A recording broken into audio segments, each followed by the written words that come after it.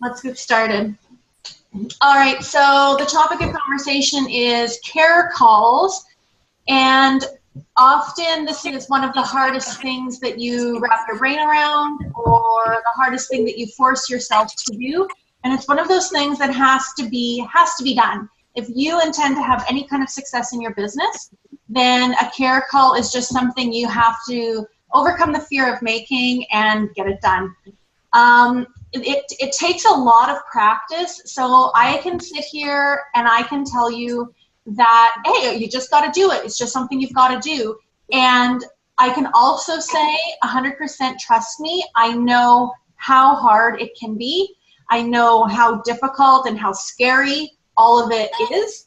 But I can also very honestly say that the more you do them, the easier they'll be. And you just kind of work through that fear. So a couple of the things, the number one thing that Adam Green always talks about that you have to keep in mind is that the fortune is in the follow-up. The fortune is really building a rapport and reaching out with those people who have already purchased a kit. And this is the beauty of the fact that they've already purchased a kit, is that you've already sold them something. Now all you have to do is build a relationship with them. And the point of a care call is only because you care, truly. Your next call, if the process is done correctly, the next time you talk to the person after they've purchased a starter kit will only be to make conversation or to help them through their virtual office. It won't actually be to tell them about a promo, to tell them about events or anything like that. It's going to specifically be just to get to know them and I'm gonna... At least I have You guys want to go ahead and mute yourselves? Yes. Just go ahead and mute yourselves for now so we, good, thanks. So a care call is truly just because you care. You're not calling with any other expectation or any other hidden agenda. And so if you can have a conversation with a human being, then you've already got a leg up.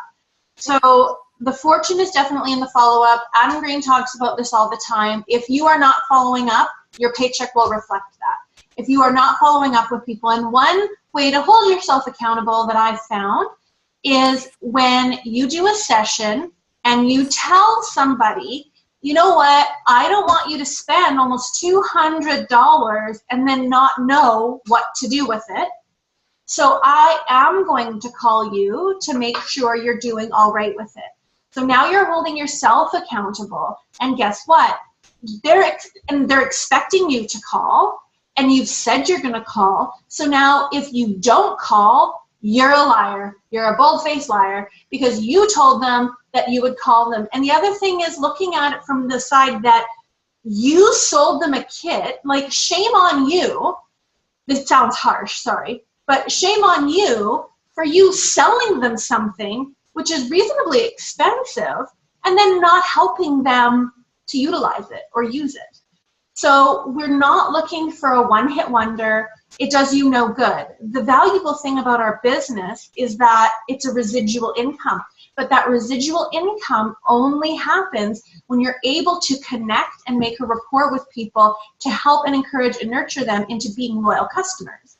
And then also developing that rapport that they want to share.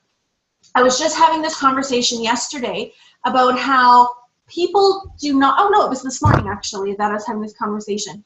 It's a lot about posturing too. People don't want to get advice from somebody or buy from somebody who they can't relate to, who can't make conversation, who isn't engaging, who isn't interesting, or who isn't even interested in them. So people want to know that you care way before they want to know what you know. They just want to know that you care. So I think really making your call based on that is going to catapult you so much further. So if you sell a kit and you say, I'm going to call you in 2 weeks, call them in 2 weeks, because then you can truly say, hey, how are you doing? Have you opened all the bottles in your kit yet? Have you smelled them? Which one's your favorite? Which one haven't you opened? Do you have any questions? Which one you wouldn't even know what to do with? Okay, great, you know, so that you can actually just start to learn who they are. Say, hey, tell me a little bit about your situation. Like the one question, I actually have it right here. It's a little sticky note on the base of my lamp on my office. So it's just a little sticky note that reminds me of the question I'm asking. And the question are there any questions you have? And then I ask them, do you remember what initially interested you about Young Living? Because when I'm calling that person, I want to know. Yeah, it initially interested me that because I have arthritis, or my mom has dementia, or, you know, there's going to be a health concern that they're coming with. And that's a perfect opportunity for you to get to know them better. And that's another way you're going to learn. Do you have kids? Or, you know, where do you live? How long have you lived there for? You're just looking to make conversation. And then the other key thing to that is that you're not talking their ear off. 10 minutes, 15 at the very most is as long as a care call should last. So I think it's Eric Worre in GoPro talks a lot about, you know, be in a hurry. That's what you want to do. So often I will start my care call conversation saying, hey, you know what, I've only got a few minutes, but I really wanted to talk to you to see how you were doing. Or it's like, you know, I've got a few minutes right now, so I thought I'd give you a call to find out how you're doing. And then that just brings it down because they all of a sudden don't feel like they're going to be on the phone for half an hour and they won't know how to get rid of you. You don't have a lot of time. So you want to make it short and sweet, but you can ask some pointed questions. What got you interested in Young Living? Have you opened your starter kit? It can be very easy that way. If you sell somebody a starter kit and you wait 4 weeks or 6 weeks to get in touch with them, you have shot yourself in the foot a little bit, because now, I mean, what do you care? What do you care? Like, they don't see that you've cared before. So they're going to have their guard up a little bit, and you're going to have to be swimming upstream. I've experienced that where it's like, oh, well, I've just gotten so busy, or I forgot about them, or whatever. And then they're just kind of like, yeah, I haven't even. They're very dismissive. Yeah, I haven't even looked at it. Yeah, I didn't know what to do. And that's kind of where it ends. So you're going to have to work a lot harder for that rapport than if you call them every 2 weeks for the first 6 weeks. Because now they know your name's Jeanette and you have 2 kids and you live in Red Deer and you actually care that, you know, you spent all this money and I really want to help you utilize that and find the benefits for what you wanted. So building rapport is huge, absolutely huge. And people want you interested in them. It's no different than being out and about or at a family reunion or whatever. People love to talk about themselves. So you can get into a conversation with somebody and asking them question after question, and how long have you lived there for, and how long have you been married for, and oh, how old are your kids? Oh, they're back to school now. Oh, that's great. Tell me more about this. Tell me more about your husband's work. That's great. And you know what I'll tell you is going to happen as soon as you get off the phone? They're going to think you're really nice. They won't know a damn thing about you, but they're going to think you're really nice. And that's what you want. That's ultimately what you want, because you're trying to build that trust and rapport. So, so the things that I've just talked about is that the fortune is in the follow-up. ER is the backbone to our business. If residual income appeals to you at all, getting paid indefinitely on doing the job once, then this is something that you have to take very seriously. And ER, having people on essential rewards, is really in the back of your mind the goal. So the 2 scenarios that you would have is that somebody signed up on essential rewards, which is ideal, versus them getting a kit and not signing up on ER. You're going to treat them the exact same way. So you're still going to call that person in 2 weeks to make sure they're familiar with their starter kit, that they've opened everything, that they're feeling comfortable with it. And then that first person who signed up on essential rewards, you go upstairs. There's no one. Yeah. You go that one. No, it'll help you. I'm meeting Heidi. Sorry. So, you're going to help them now get on Essential Rewards, talk about their second order, that kind of thing. And then the other person who hasn't signed up with Essential Rewards is going to be the exact same thing. It's just building rapport, because essentially you want them to be signed up on Essential Rewards eventually, and the only way to get them to do that is by building rapport with them. So you're going to treat those two people the exact same way. The only thing is with the person on Essential Rewards is that you're going to want to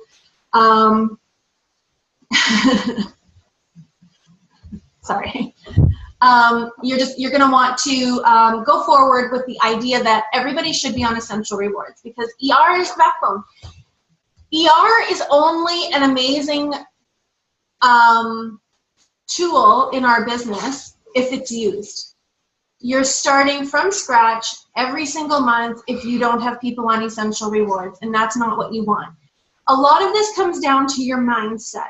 If you truly believe that Young Living has products that should be in every home, that everybody should at least hear about and at least give an honest effort trying, you will have no problem calling somebody and saying, have you opened your kit? Have you opened those oils? I care about you, and that's why I'm calling.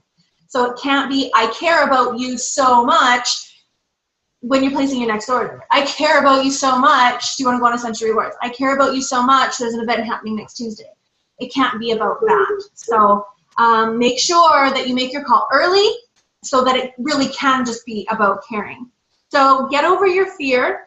And one thing that I read yesterday that I want you to remember is that it takes an average of 4 to 6 exposures.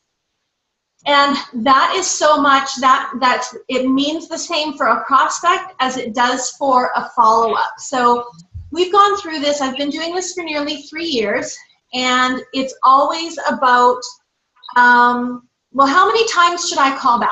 How many times? Like, I got their answering machine, or I got, no answer, or I emailed, there was no response. How many times should I call back?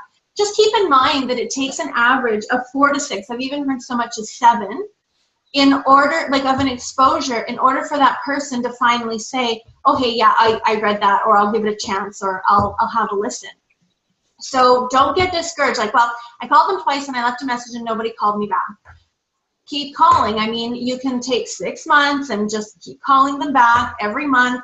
Hey, just checking in, because eventually they're going to realize they have a question, or you've built that rapport, you've been consistent, you've been relentless. So for me, what I usually do when it comes to a care call is, if I get a call and if I don't get somebody but I get their answering machine, I'll say, hi, my name is Jeanette and I'm part of your Young Living support team. I just wanted to quickly touch base to make sure you're doing all right. I'm going to give you a call back on Thursday. If I'm doing a care call Tuesday, I'll give you a call back on Thursday if I haven't heard back from you. And then I'll leave my phone number.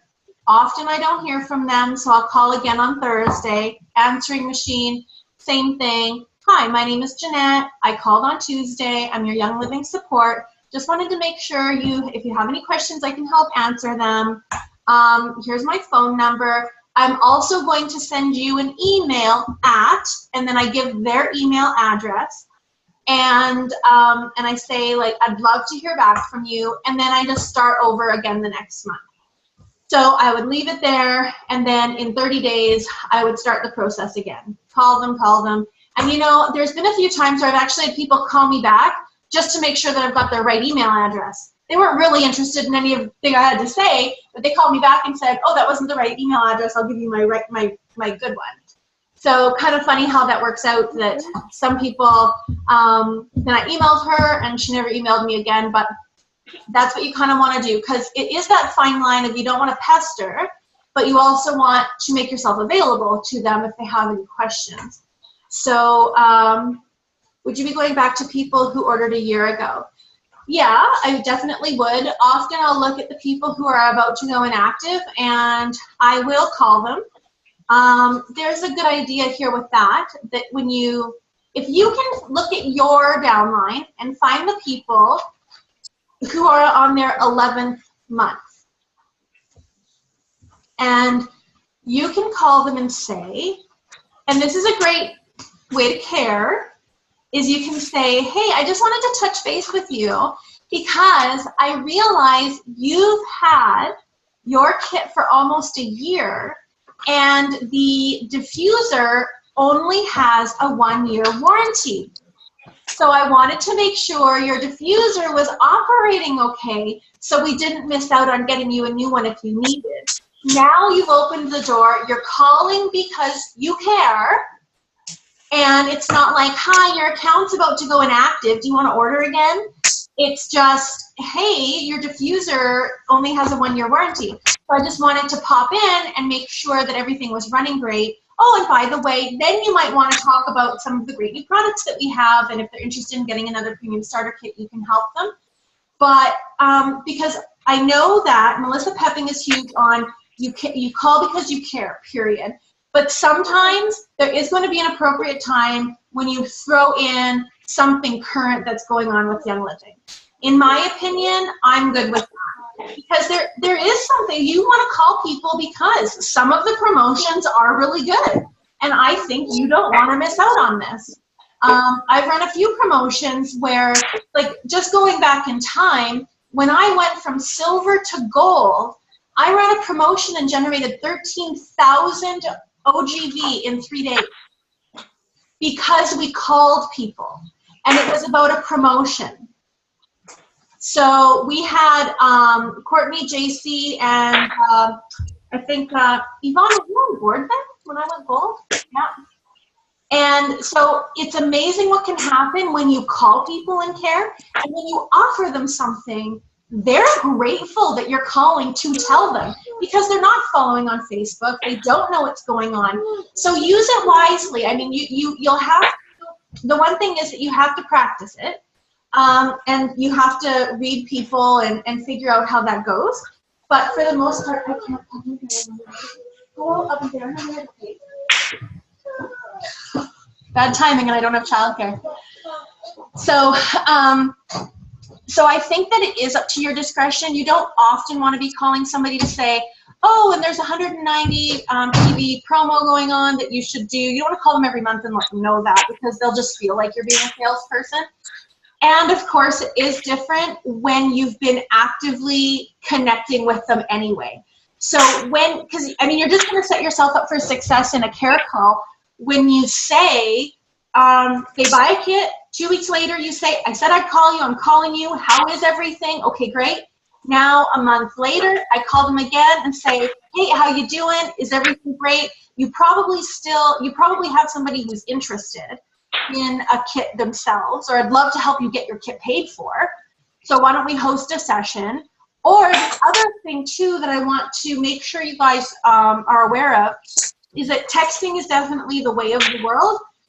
So getting their cell phone number, that would be a perfect time to connect with them. The first time you call and say, hey, is the phone number you gave me your cell number? It's this, because you usually got their account up on your screen. Is this your phone number? Can I text this number when we've got really great things happening or an event's coming up? I can text it to you. People are going to say, yeah, for sure, that works great because it's non-committal. Everybody texts. It's really easy. And then what a few members have been doing is there's a document called Think Inside the Box, and it's walking them through 21 days with their starter kit.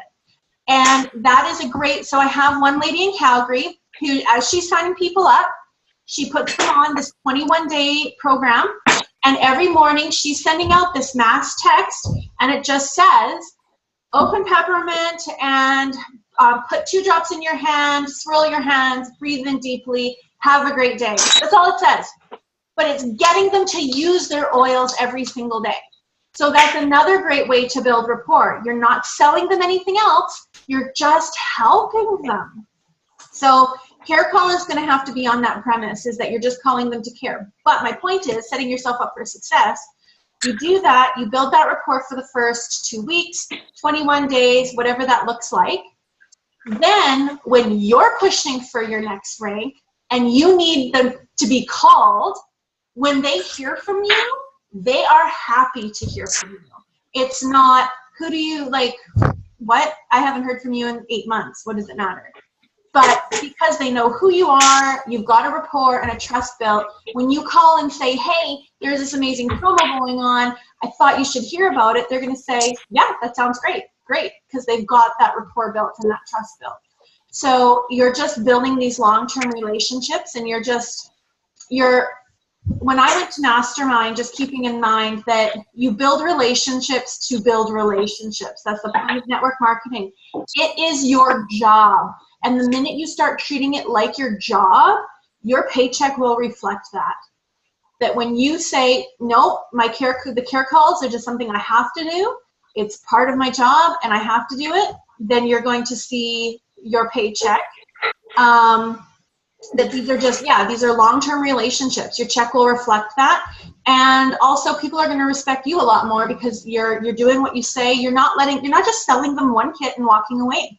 If you truly believe that these products help people, then you're going to want to see that job through. Another thing that I'm just going to talk about quickly with care calls is my recipe box. You may have seen this on a video I posted a while ago. I don't know if you know this concept. So what I have here is I've got January through December, and I've got all of my people, everybody I need to look after on a card. And so if they sign up in March, their name goes on a card, and I put them in the April category. And so, I'll use these months. So say they signed up in August, their name is going to be in September. So now I know this month, I take out all my September people and they all need to be called. Those are the people I'm calling. So I don't miss out on who needs to be called. Everybody I'm taking care of is in here. So there's people in other downlines that I signed up or placed under people, or, the people that hosted sessions are not taking care of them. So everybody goes in here that I have to take care of. So then I know in September, these are all the people that I have to take care of. I can call them, and then on here, I can actually write all my notes, what I know about them, what they said, spoke to her, happy I called, asking about a diffuser, emailed her info on the new one. So I know what my last call was about. So then if it's something like that, I just put her in the very next month so I can follow. I can follow up with her and say, oh, did you get your diffuser? Was everything okay? Did you have any questions about that? Oh, I called because I cared if she got her diffuser or not. So so for people who aren't organized, this might be a really good way to be organized, just because it helps you keep in mind. And I mean, where do you put the next person? That's totally your discretion, because you might talk to somebody who doesn't need a call for another 3 months because they're on Essential Rewards and they like to reorder, or they totally blew you off and they don't want to hear from you again. So they can go maybe 4 or 6 months down the road, just so you can, because I mean, truthfully, if they don't want to hear from you, you don't want to keep calling. And you can feel that out in people. I mean, if they're saying, no, I'm fine right now. I've had people say, I'll get in touch with you if I want anything. Okay, great. I'm going to pop my card in the mail for you so you have my contact information, and we're done. That's another thing I do too. If I'm calling somebody who hasn't been called in a long time, then I invest in a bunch of stamps, and I will call them and say, hey, I'm so sorry. If you start with an apology, it goes a long way. I'm so sorry I haven't followed up with you sooner. I realize that it's frustrating. You've got all these oils you don't know what to do with. Let's start from the beginning. Have you been using them? Do you have any questions right away? And then we can still go into what initially got you interested in Young Living? What were some of your health concerns? And you can just start to build rapport that way. Then often what I'll do is I'll say that what you want to do is I might have a flyer or a brochure or something like that and say, would you mind if I sent you some information in the mail? Or there's a free diffuser promo going on. It may be of interest to you. I don't know. Would you mind if I popped it in the mail for you to look at? Every last person is going to say, yeah, sure, that's fine.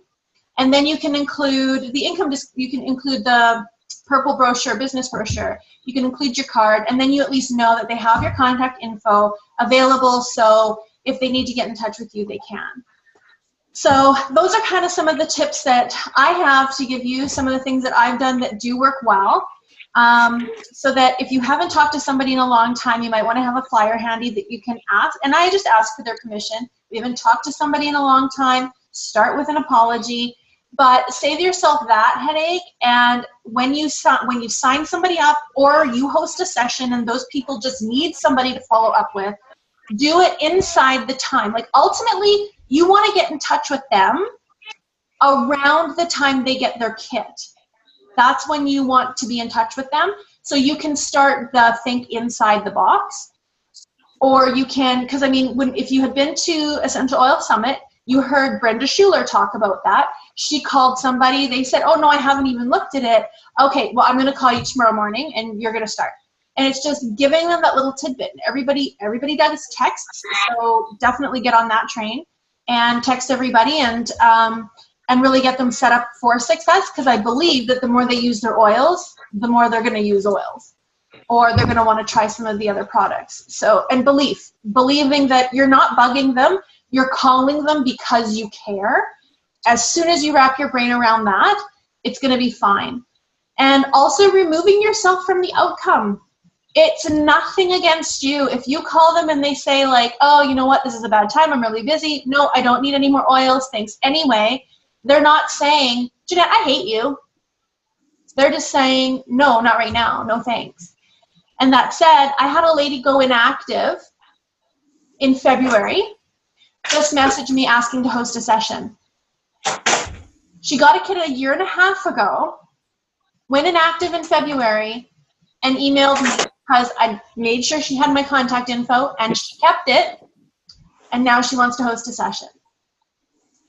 So never say never. Never say never. And you know what? She was a teacher from a teacher's convention who wouldn't return my calls, who wouldn't answer my emails, who I didn't even know if she existed in real life or not.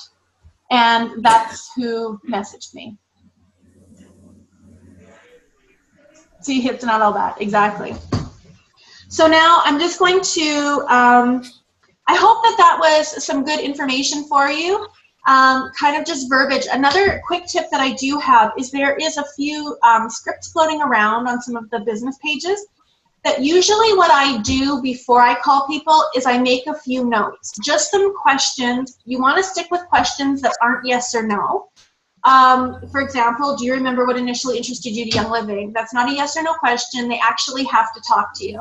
So if you can come up with a few just good questions that kind of get to the heart of the matter. And another thing is smile before you call. When you pick up the phone, actually put a smile on your face because they can hear that. And it will go a long way. So just jot down a few things on a piece of paper that you want to say, that you don't want to cover. Don't take forever, 10 to 15 minutes at the very max. And just remember, the fortune is in the follow-up. So if anybody have any questions, feel free to unmute yourself now. If you have any questions, or if you can think of anything else that you want me to address or talk about. When Jeanette did a care call to me, I'll never forget the question she asked, because I always felt like it was so genuine interest. And what she asked is if I was raised to look at my health in a holistic way, or if that had unfolded later in life. And I thought it was a great question because it made me reflect on my values in terms of health too. Mm-hmm. And that's interesting, because I remember the only reason I was asking is because my parents have always known the Fossacks, and that was one thing I'm like, oh, I wonder if they grew up that way. And that was really, and I did care, of course. But it's a great question. It's a great question to ask people. Mm-hmm. And again, that's not a yes or no question. It's a great one that somebody can expand on further. Alice, how did your big care call day go? Do I just talk? Yeah, we can hear you. Oh, you can. I only ended up making one call. out of the whole bunch I wanted, but it was good. She was really good, and she was actually Serena, who Yvonne, you've talked to before. And she is interested in the business, so I kind of had a bit of a chit chat with her about that too. So Awesome. sorry, my Cool. yeah. One of the questions that was on the thread that I missed was, when do you bring up events? Like, and that's where I want to say that sometimes you're just going to have to read the situation. I think if you call people more regularly or make it a plan to call them more regularly, you can just say, like, I'm calling because I think this is an amazing topic that you would want to hear about. So just so you know, this event is happening. Or you can even call them to offer them a free ticket to the event. Say, like, this is a great event that's going on. So, I mean, I personally don't think that that's a bad thing to do. I don't think that it's a bad thing to tell them about a promotion that's happening or to tell them about an event that's going on, because then it's not so much selling as it's just, I'm just letting you know that this is happening. And better yet, if you can make that more frequent, it's not going to feel as weird. So if you can call them, you know, every other month to let them know that the event is happening or there's a great promo going on, then they're going to learn to expect it and to know that it's normal and you're not, like, you know, trying to sell them more stuff. So I think definitely just read that situation.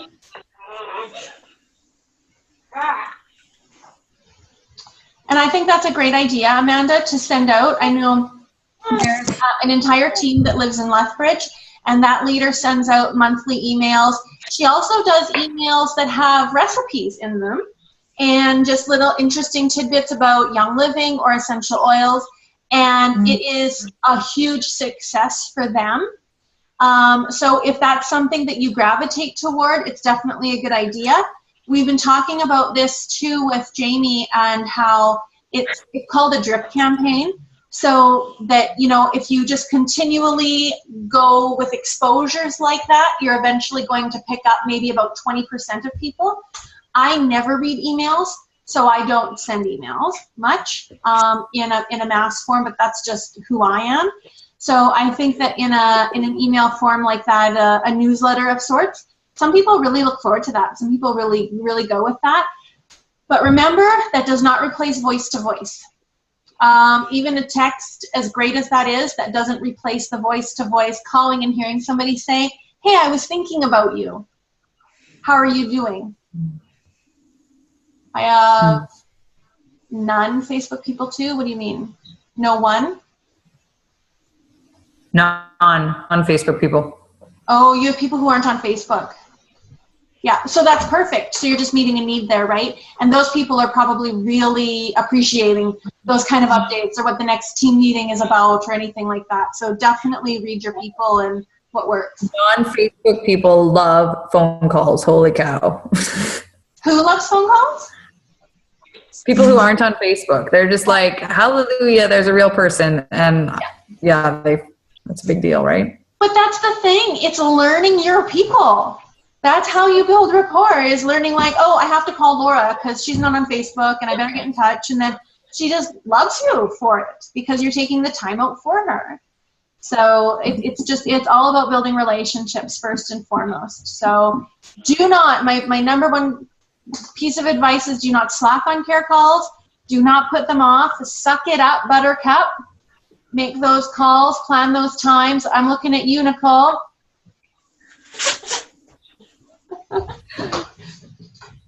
She's muted. You make calls. That's good. That's good. You have to, and they will definitely pay off. So, are there any other questions? I just wanted, I don't know if you want to stop recording, Jeanette, but I just want to talk about another event coming up.